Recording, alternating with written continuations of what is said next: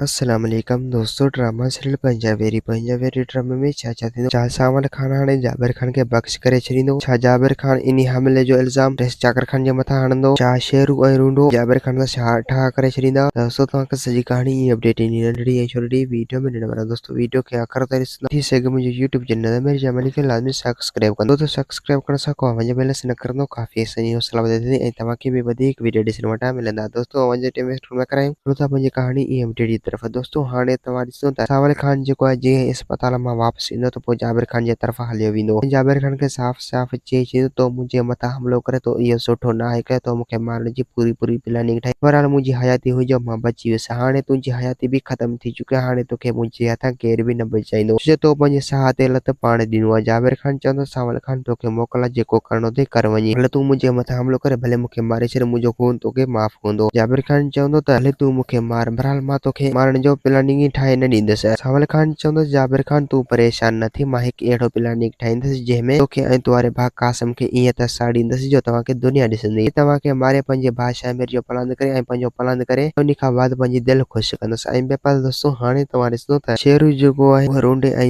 जाबिर खे साफ़ साफ़ चई छॾियो त तव्हांजो भलो इन में त तव्हां पाण में हिकु थी वञो। तव्हांजे जेके ॻाल्हियूं आहिनि उहे इख़्तिलाफ़ ख़तमु करे तव्हां पाण में हिकु थियो। अगरि जेकॾहिं तव्हां हिकु न थींदो त पोइ चाकर खान ऐं सावल खान इहो फ़ाइदो वठी ऐं तव्हां ॿिन्हिनि खे अकेलाई में मारे छॾींदा। जाबिर खान चवंदो त न ख़ैर इन्हनि चुरण जो मौक़ो न ॾींदुसि। शेरू चवंदो त चाकर खान हिकु अहिड़ो शख़्स आहे जो हू तव्हांखे घर में अची माराए सघे थो। ऐं बेपल दोस्तों हाणे तव्हां ॾिसंदो चाकर खान जेको आहे सोरठ बेगम खे साफ़ साफ़ चई छॾींदो त जीअं मां तोखे चवां तोखे उहो ई करिणो पवंदो। अगरि जेकॾहिं तो हसीना बेगम खे मारण जी कोशिशि कई त पोइ मां बि तोखे हमेशह हिन घर मां तड़े कढे छॾींदुसि। सोरठ बेगम चवंदो चाकर खान तव्हां परेशान न थियो मां तव्हांजे ई चवण ते हलंदुसि ऐं तव्हांजे चवण ते उनखे उथारींदुसि वेहारींदुसि। दोस्तों उमीद त कहाणी खे पसंदि अचे कॾहिं दाणे जा त वरी तव्हां सां मिलंदासीं कि नई वीडियो में। खुदा हाफ़िज़।